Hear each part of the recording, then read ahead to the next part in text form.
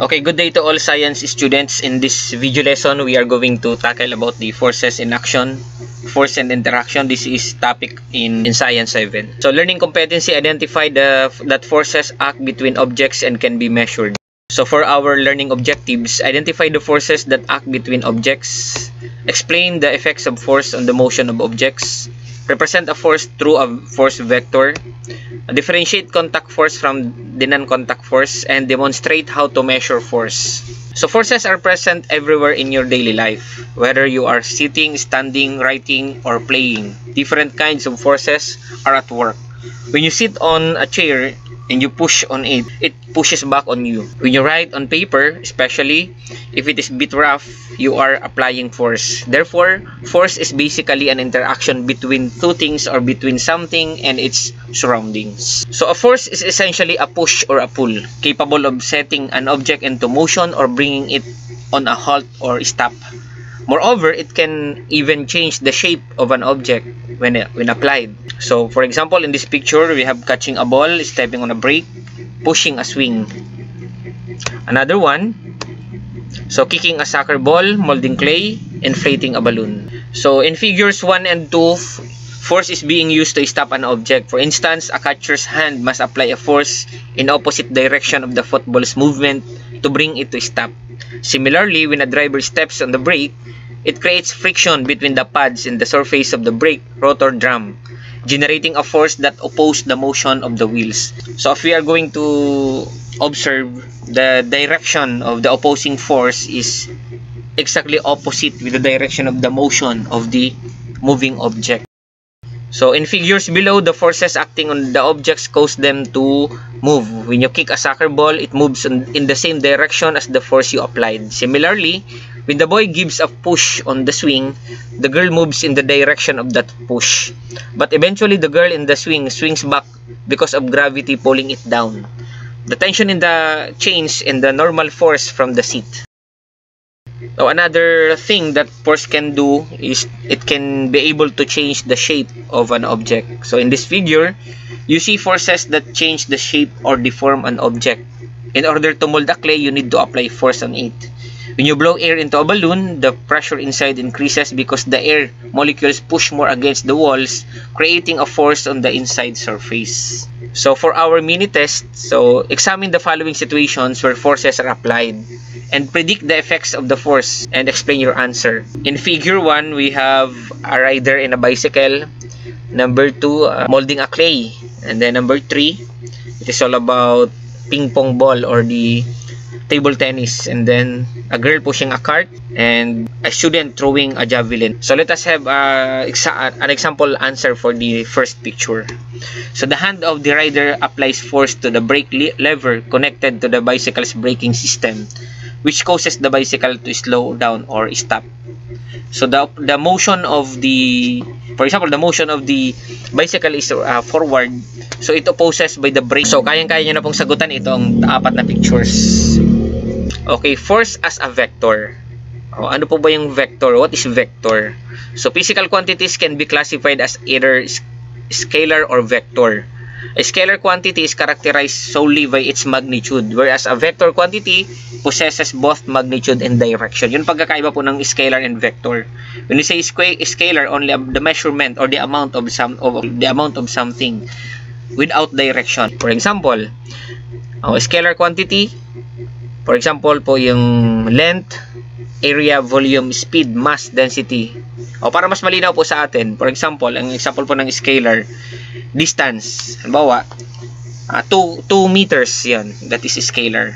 But if we are going to put a direction, 2 meters to the east, that is vector quantity. Ang hindi na po yung distance, ang tawag na doon is displacement. So, a distance with direction is the so-called displacement. So, kapag nilagay mo na ng direction, that is already a vector quantity. So, in comparison, a force is a vector quantity, meaning it requires direction. So, force is a vector quantity and is usually expressed as is a unit, the Newton. So, ang pinaka-unit po ng force is Newton. As a vector, force is represented as a line with an arrowhead at its tip. The length of the arrow indicates the magnitude of the force, while the arrowhead tells its direction. dito sa drawing po natin na ito. Yun, for example, the arrow is going to the right or going to the east. That is the direction, pertaining to the direction. And then the length of the arrow is pertaining to the magnitude. So when you say vector, it has magnitude and direction. So meanwhile, the four cardinal directions, the north, south, east, west, are fundamental convention employed in a Cartesian plane. Consequently, north and east signify positive direction. So kapag north, itong pataas, kapag east, itong papunta sa kanan, that is positive direction. While south, pababa, and then west, going to the left, signify their negative counterparts. So the northwest, combination po ay ng north and then west, and then southwest, northeast, and southeast form an angle of 45 degree from the reference direction. So suppose a man slides a fruit crate along the floor by applying a 200 Newton force to the right or to the east. The 200 Newton is the magnitude of the force while its direction is to the right. To represent the applied force, you can draw a 5 cm long arrow directed to the right. So itong drawing pong ito. So as you can see, may guhita dito equivalent to 1 cm from the starting point. So 1, 2, 3, 4, 5 up to the tip of the arrowhead. And then the direction is going to the right. So that is the direction of the force. So draw an accurate representation of the following forces using a scale 1 cm is equals to 40 Newton. For example, number 1, 20 Newton east, 100 Newton west, 120 Newton southeast, 85 Newton north, 180 Newton northwest. So sampulan po natin itong number 1 using the scale. Ang 1 centimeter, ang katapat po is 40 Newton. So ayan. So force, may arrowhead po sa taas. F sub 1 is equals to 20 Newton east.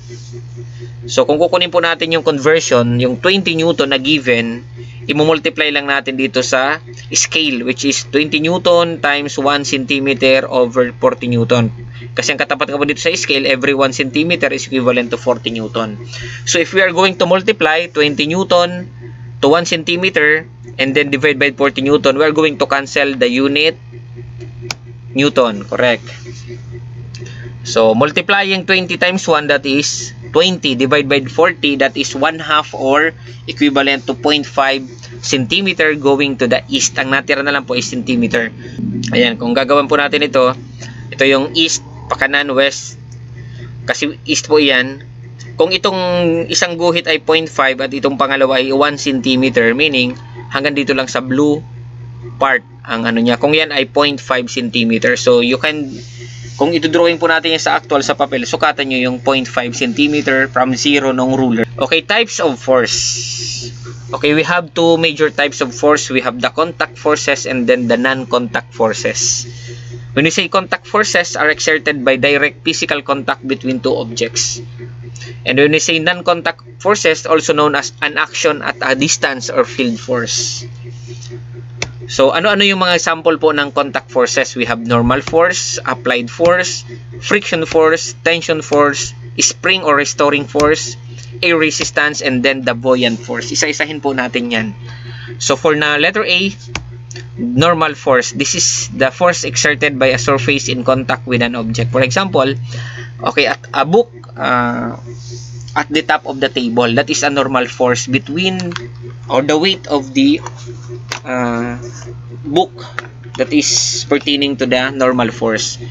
Ito, may bag na nakalagay sa table o kaya yung pusa na nakahiga sa table, that is a normal force. Applied force, this is the force that is exerted directly on an object. So example po niyan, may tinulak kang bagay, yun, o kaya bola, pinag-strike natin, that is applied force. Tinulak mo yung board, tinulak mo yung table, that is applied force. Okay, letter C. This force occur when two surfaces are in contact and move past each other, or ang ibang tawag po sa friction is a force acting between two rubbing surfaces, para mas magaan nating maintindihan. So ayan, example of friction force, walking. So pansinin niyo kapag madulas yung sahig, mababa ang friction, nadudulas tayo. Halimbawa bagong maputi o bagong floor wax, nababawasan yung friction. So driving a car, riding, braking a bicycle, kasi kung wala pong friction, may hirapan tayo magpreno. Kaya nga doon sa mga madudulas na lugar, nag-i-slide tayo kapag kulang ang friction. Kaya napakahalaga ng friction pa rin. And the letter D, tension force. This is a pulling force exerted by stretch rope, string, or cable on attached object. So, ayan, example po niyan yung, ayan, rope, naghihilahan sa tug of war. Yung tension force po yun. Okay naman, may yung naghihila ka ng, nag-iigib ka ng tubig sa balon. Yun, tension force between the rope and then yung nakahang na object. Okay, letter E. Spring or restoring force. So, this force is represented in spring, causing them to return to their original position after being stretched or compressed. Ayan, yan po yung mga example natin na spring. So, ginagamit din po yung spring na yan sa baril. Isa din yun sa yung spring and restoring force. Kung may kutsyon tayo na may spring, yan. Marami pong pinagagamitan yung spring. Sa ring ng basketball, ginagamitan po siya ng spring. Once na mag-dunk yung player, bumabalik siya sa kanyang original position. Okay, letter F is air resistance. This force opposes the motion of an object moving through the air. So, kagaya ng airplane, parachute, yan. Ang tawag po doon is air resistance. And then the last one, the buoyant force. This is an upward force exerted by a fluid on a submerged object. So, example po niyan, kapag lumalangoy ka, pansin niyo parang tinutulak ka pataas. That is the so-called buoyant force. The upward force exerted on an object immersed in a fluid. Dito naman tayo sa non-contact force. We have, number 1, the gravitational force. This force is exerted by a massive object on another massive object. For example, the moon and then the earth. Or the sun and then the earth. Yun, ang tawag po rin is gravitational force. Okay, letter B. We have the electromagnetic force. This force can be either attractive or repulsive and acts between charged bodies. Electrostatic force can be observed when a balloon is charged, attracting the air. The magnetic force is evident when the magnet attracts the metal nails and screws. Yan. Kung bakit po mayroon niya tinatawag na repulsive and attractive. Yung kapag attractive, nangyayari naman yan between magnet yung opposite pole. About north and south, that is attraction. Kapag naman north to north, that is repulsion or repel, lalayo. Okay naman, south to south, repel. Kung sa charge naman po, sa electric charge, kapag positive to negative, attraction. Kapag both charge, positive to positive or negative to negative, that is repulsion. Okay, for our mini test, determine the forces involved in the various illustrations below. Ayan. For example, in number 1, what will be the forces involved?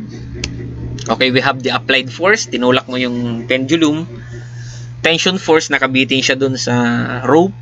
And then the gravitational force that pulled the object moving downward.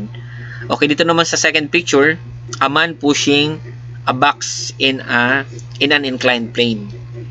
So, we have applied force, correct? Yung pagtulak niya. Friction force, the force between the two rubbing surfaces, sliding past each other.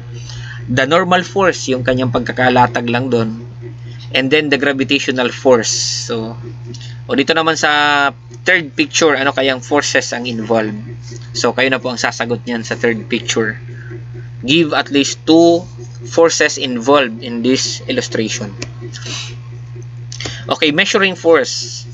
A basic method to measure force is using a spring scale. This device consists of a spring with a pointer on one end and a hook on the other end. When you hang an object on the hook, the spring stretches and the pointer indicates the measured force. However, it is important to ensure accuracy by calibrating the spring scale before using it. Ayan, panoorin po natin itong paano natin malalaman yung kung ilang force ang isang bagay, ang weight ng isang bagay. Ayan.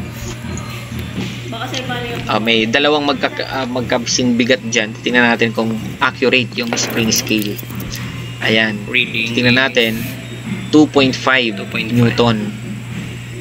Tingnan natin yung isa na same ang kanyang size. Okay, the same 2.5 Newton. Ito naman malaki. And then yung pinakamalaki, tingnan natin. Ayan.